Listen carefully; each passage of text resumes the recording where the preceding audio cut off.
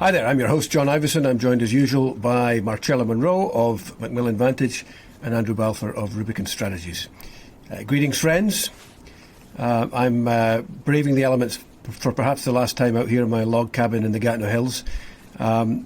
It is also Remembrance Day. We're recording this on Remembrance Day. I think a solemn day for all of us. I think I'm the only male in my family in 3 generations who has not worn the uniform. And Marcella, I know you have some distinguished military folks in your lineage, and you too, Andrew, right? Indeed. I think we should touch on this. It's not perhaps as big a deal as it looked at initially, but Remembrance Day today in Canada, it did not go as planned. It turned out that there was a suspicious package and the RCMP delayed the ceremony. Justin Trudeau turned up, I think, 3 minutes before 11, and the Governor-General turned up 4 minutes after 11 and was introduced during the 2 minutes of silence. Now, I guess we can't blame the distinguished guest, but as a veteran friend of mine said, there are some things you've got to get right, and Remembrance Day is one of them. Is there anything to say about this, or is it just one of those unfortunate things, Marcella? Well, as anyone who's worked for a government knows, excuse me, when the RCMP says move or stop, you don't have a choice, right? When you've got that kind of protection. So I think it was a case where Twitter kind of erupted before anyone had made a statement. You know, I think people should have just waited the extra 20 minutes to see what news came forth about why the delay happened. And I would remind folks that the ceremony was complete, right? So they did the 2 minutes of silence. They had the bugle sound. So it didn't really affect it. It was just a bit late. Andrew? Well, I agree with that. I mean, when you're moving around with RCMP protection, they're in charge. There's a reason you have them there, and if they say that this isn't safe, and obviously, thankfully, the package turned out to be nothing, but they don't mess around when they believe there's a suspicious package. No. I mean, I've been in situations where, if there was a security risk, I'd have been part of the downside. So I take that. I don't take it lightly. I do think that he didn't need to interrupt the 2 minute silence to introduce the Governor-General. They could have waited until that had been completed. So I mean, sometimes you've got to think on your feet, and it does not appear that they did this time. Anyway, let's move on to the political events of the week. Erin O'Toole talking about a radical Liberal NDP coalition. I suspect we all think that that's slightly overblown, but something is happening. Somebody is talking to somebody. Marcella, do you think there's anything to this, and who benefits if there is a deal of sorts? It's quite startling that the Conservatives don't seem to have a lot of interesting things to say on climate change when they're so good at recycling messages. So that was a message that they tried down the stretch of the election, right? They were warning Canadians of this radical coalition of Liberals and the NDP, and it didn't work, right? Subsequently, they weren't able to gain the most seats in Parliament, and as a result, Justin Trudeau is still the Prime Minister. A coalition government has a very specific meaning in our parliamentary democracy, right? It usually would mean that parties would join forces and that, for example, the NDP would have people at the cabinet table. I don't believe that's what is being discussed. And I think it's a little weird for the Conservatives to keep harping on it when what they should be doing, in my view, is starting to define what they think the key issues are going back into Parliament. Andrew, I mean, I think we can agree there's no coalition. I mean, there's already been a cabinet announced. If you were going to do a coalition, you'd do it before you announced cabinet. But is there a prospect of a confidence and supply arrangement? And if so, why would the NDP do that? Let's start with, this is part of the reason that Erin O'Toole is doing this, is to try and get people to look the other way from the little bit of a dumpster fire he's got going on. Well, let's talk about that in a minute. We'll come on to that next. But what about the prospect of this happening? There's no chance that there's going to be a coalition. That's a 0% chance. I mean, sure, there could be arrangements made around certain pieces of, like, around confidence votes, but There's not going to be I can't imagine there's going to be a formal thing. And I say this all the time, but if you're the Liberals, you have all the cards because you know that the NDP have no money. Like, they can't take you down. Chuck Mead will be like running the election on his bicycle. Not to mention the fact that Canadians in this election were kind of clear about a number of key policy issues which the NDP and the Liberals agree on, right? And the polling bears that up in terms of wanting action on climate change, in terms of things like childcare. So I don't really see what the problem would be for them to agree on the things they agree on to keep Parliament moving. No, but there is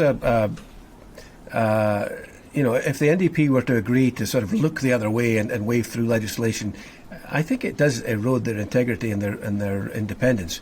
And the track record of these things is not good. I mean, I'll just say two words. Nick Clegg, former Deputy Prime Minister of Great Britain, who was the leader of the Liberal Democrats, current shill for Facebook. I mean, that party has never recovered. And, there's a study which says that over, I think it was 28 countries over 45 years, the average percentage lost by the party that becomes the junior partner is 17%. The NDP would be in almost minus territory if they did that. It doesn't seem to me to be a great idea for the NDP.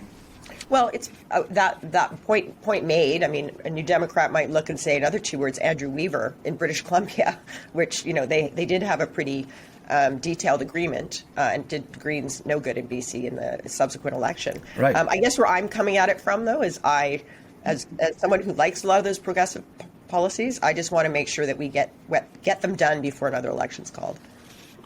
All right, moving on to the Conservatives, because clearly this was a diversionary tactic. His own party seems to be coming apart at the seams. We've seen this Civil Liberties Caucus emerge. It does seem that there is dissent bubbling up all over the place with people who are not happy with the vaccine mandates, with people who were loyal to former leader Andrew Scheer, any number of other dissenters who are griping about Erin O'Toole's leadership. Andrew, what do you think? Is he in real trouble? I think that I don't know whether we can go as far as saying he's in real trouble. He's certainly in a little bit of trouble. Things are not going well. The dysfunction of his caucus is kind of a headline thing everywhere, and that's not what you want when you're in opposition. But if you're the Liberals, this is great because no one's really paying attention to what the Prime Minister's up to right now while they're still staffing up ministers' offices. Maybe the Prime Minister should send Erin O'Toole a muffin basket. But we saw that, and it's pretty obvious that when he named his critics, none of these people who are causing him problems have a critic role. I mean, right. Granted, being a critic doesn't pay you anything. It's just more work and more committee time. But, I mean, still. Well, it's more face time, right. Too, right? Because when the leader doesn't carry a message, you get one of your critics to do it. So there is something to pushing those people to the back of the back bench. If you're in opposition, it means you get a lot less profile. I mean, I think he clearly has problems, right? As we spoke about last week, he barely can get a sentence out in any media conference with getting his message through because journalists have, and rightly so, a ton of questions for him about vaccines, about how he's managing his caucus. I'm sure we'll see more questions going into session as this stuff keeps erupting. And so if you can't even deliver a clear message, he could barely get through his announcement on his critic list without, getting 20 questions about the vaccine problem and this Liberty Caucus that sprung up. Well, that was one of the best things was when David Aiken started asking him about all these petitions that his members are putting forward. Like, he wasn't able to skate out of that very well. But I think it was a pretty smart shadow cabinet reshuffle, and here's for why. Can we not call it a shadow cabinet? We're not the UK. Well, yeah. I agree. They are critics rather than, but it's kind of shorthand. At least people know what we're talking about. But I think it was slightly more politically savvy than what we've seen from him in the past. Poilievre was brought back in as finance critic, which I think Given what's happening with inflation, which even though he was removed as finance critic, probably nobody noticed because he kept talking about finance.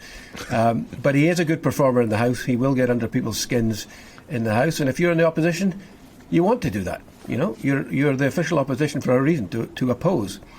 But beyond that, I think we saw a whole bunch of senior members of the caucus who were shunted sideways when O'Toole became the leader because they supported Peter MacKay, including Mike Lake, Matt Generou, Scott Aitchison, Kelly Macaulay, I think, but also James Bazan, who remained as the defence critic when O'Toole was leader, but he's now in the leadership team.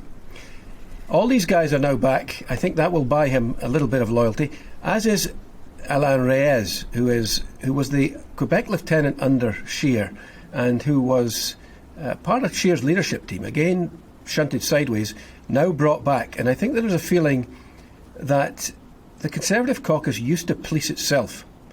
Under Harper, he had this reputation for iron discipline, but if you talk to people like Jay Hill, who was his whip and government house leader, the caucus actually policed itself because they respected each other, they had common purpose, and they believed that the leader was going in the right direction. I'm not sure that the caucus believes the leader is going in the right direction, but I think he may have bought himself some time. Anybody have any thoughts on that? Well, there's also a keep your friends close and your enemies closer dynamic. Right, they are inside peeing outwards now, at least, right? Well, we hope so, but listen, I don't know what you guys are hearing. I'm definitely hearing that Poilievre is getting ready for a leadership race, and he's got folks very close to him that are, very vocally critical still of this leader. So we'll see if it works, I guess. I think you're right on what the strategic goals are, right, is to bring some of those people a little closer, to give them a bit more profile and to sort of show that he trusts them. And then the question is, do they care that he trusts them? I think another thing that was obvious from the shuffle was that there were, I think, 17 rookie MPs. 9 of them are in that shadow critic role. And, I think you tend to be more loyal to the leader you were elected under. So this, again, is a kind of smart move to bring in some pretty bright young MPs to be into to more visible roles. Andrew? It's also, if you look at how many of them there are more critics and deputy critics than there are ministries. I think there's like mid-40s, I forgot the number, 43, 44. I think it's 52 critics and another 28 who are deputy critics. Right. So, I'm not sure what all these people are going to be doing, but, their mom and dad must be proud. Right. But I guess if you're out of that lot, you are... Right. You are pretty much out. You're almost falling off the back bench. You're so far back. So we'll see if there's an eruption, with this Liberty caucus, with a bunch of the anti-vax folks being really shoved aside.